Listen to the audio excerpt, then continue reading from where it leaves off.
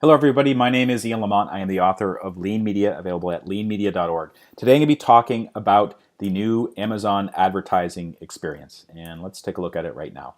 So, uh, as of late 2018, Amazon has retired Amazon Marketing Services and is in the process of moving over all of its former Amazon Marketing Services customers to Amazon advertising. Or if you're new to this to Amazon advertising, you would get started right on this page. This is at advertising.amazon.com, and there's a little explanation of how sponsored products work. If you're new to this, click the Get Started button, and that will take you through the process of registering for Amazon advertising. Just a quick note: not everybody can use Amazon advertising. You should be a vendor or an Amazon seller or a user of something like Amazon KDP or Amazon Advantage in order to take advantage of Amazon ads. So it's not just for the members of the general public to use, it's for people who are actually selling stuff on Amazon. If you already have an Amazon advertising account or an Amazon Marketing Services account, you click on the sign in button.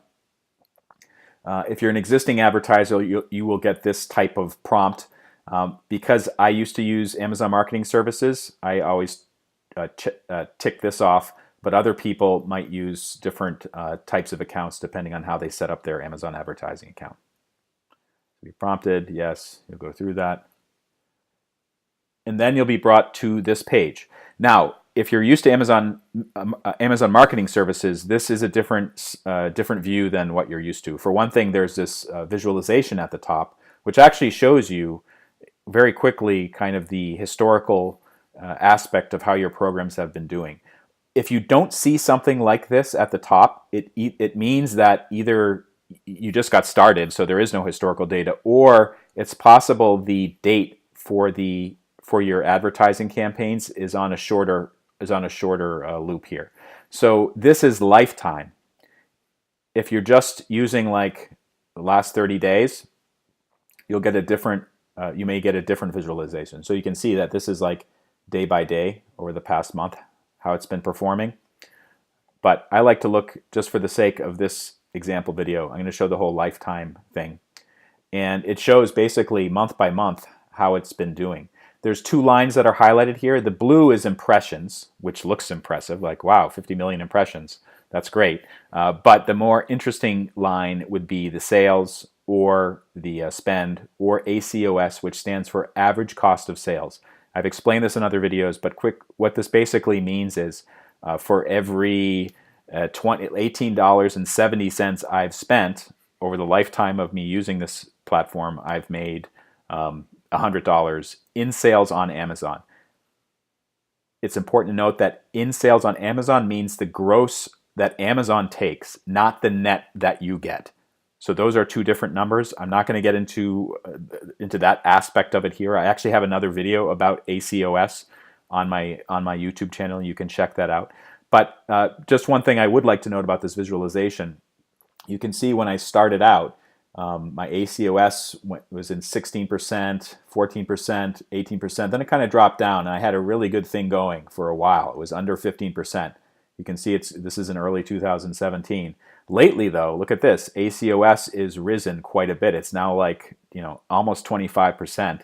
There's a couple reasons for that. I think that more and more people are using Amazon advertising, so that means there's more competition for keywords, which means that vendors like me, we have to spend more on our campaigns and more on our bids to be successful. So that's raising our costs. And also, maybe I think that some Amazon customers are getting a little bit tired of seeing all the sponsored products at the top of their search results, and they're ignoring them. They're learning to ignore them.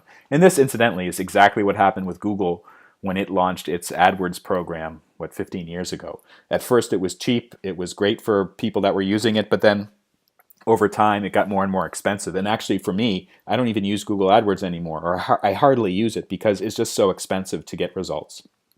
Anyways, that's the visualization. You can change things around by clicking on different items at the top. So this will show sales and ACoS. Sales is the blue line, ACoS is the red line. You can also do sales versus impressions or spend versus sales.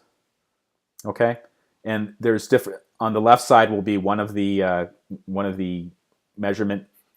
This is for the spend. and then on the right side will be the will be sales in thousands. Okay, so let's go down here.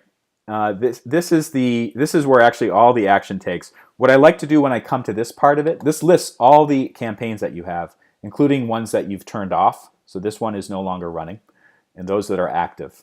And it will say delivering, archived, etc. One thing I like to do right away when I come here is to change the results to page to 100. I have something like 300 campaigns, and I like to just scroll through them rapidly. Okay. Next, you have active campaigns and you have not active campaigns.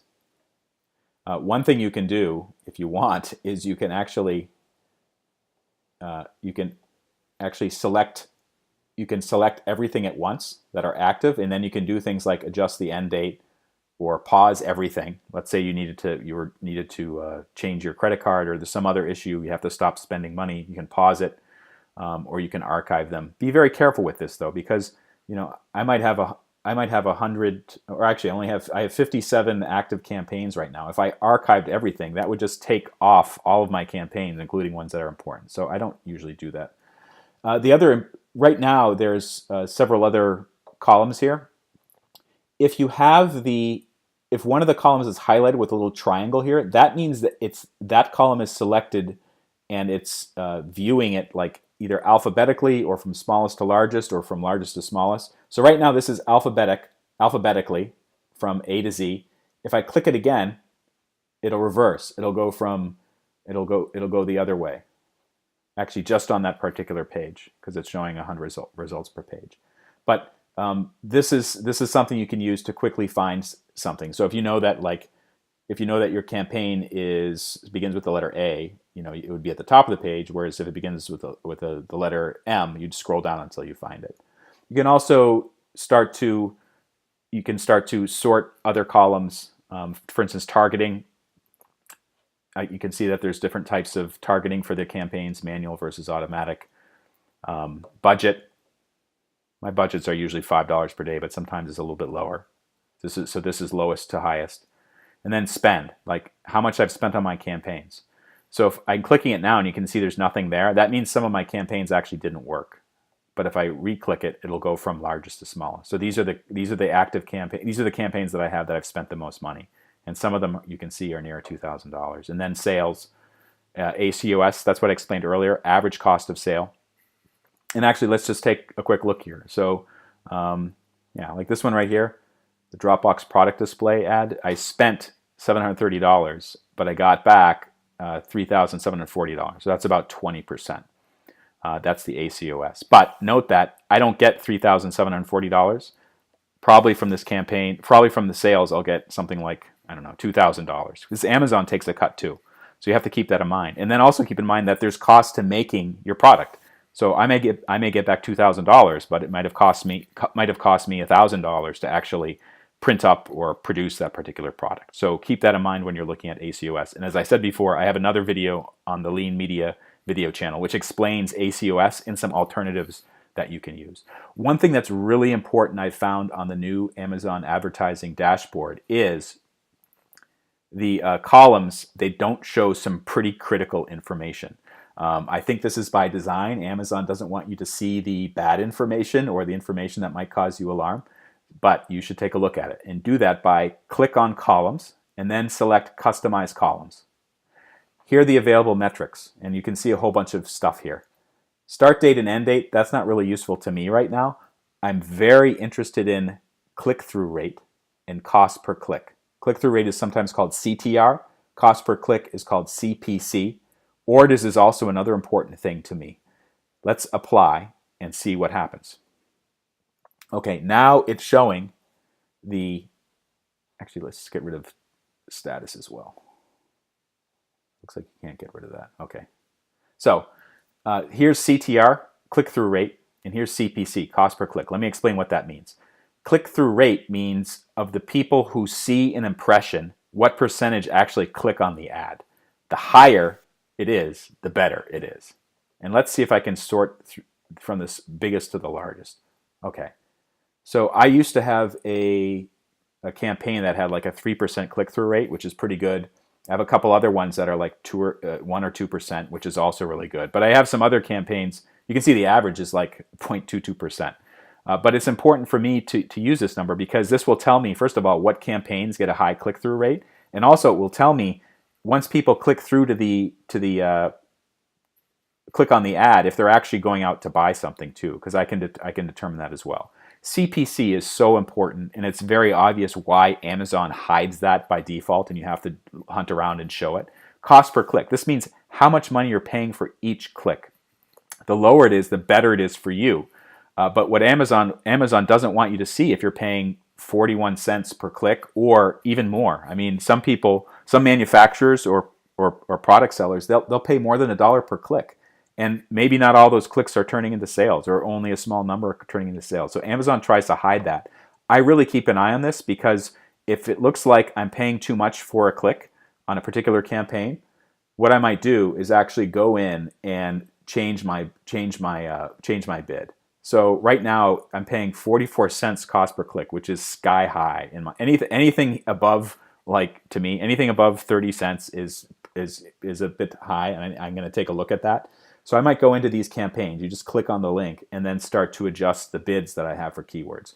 I do talk about making advertising in other videos on my Lean Media video channel, and you can see how to set up the bids and see how to control that a little bit. But the dashboard here is a great way to see actually how much you're paying for it and whether or not it's effective. And then, of course, orders. That's another important thing. This says how many orders people are making in the particular time frame. This is lifetime. Yeah, this is lifetime. So for instance, for this one, 47 sales have resulted on this particular campaign. And I can see that the cost is about almost 40 cents, and the click-through rate is 0.97%. And the average cost of sale is 26%. Okay, so looking at these numbers gives me an idea of, do I need to tweak the campaign a little bit? Do I need to shut it down? Am I paying too much for a click? These are things that are important to me. And if I see something like this, like a sky high ACoS rate, 159%, this means I'm paying more for the sales than I'm actually getting back in gross sales on Amazon. So this means, like, for every $15 I spent, I got $10 back from Amazon, which is, of course, not a way to run a business. So I shut that one down. You can see that right here. For more information on how to use Amazon advertising, formerly known as Amazon Marketing Services, check out my Lean Media video blog at leanmedia.org. Thanks so much for watching.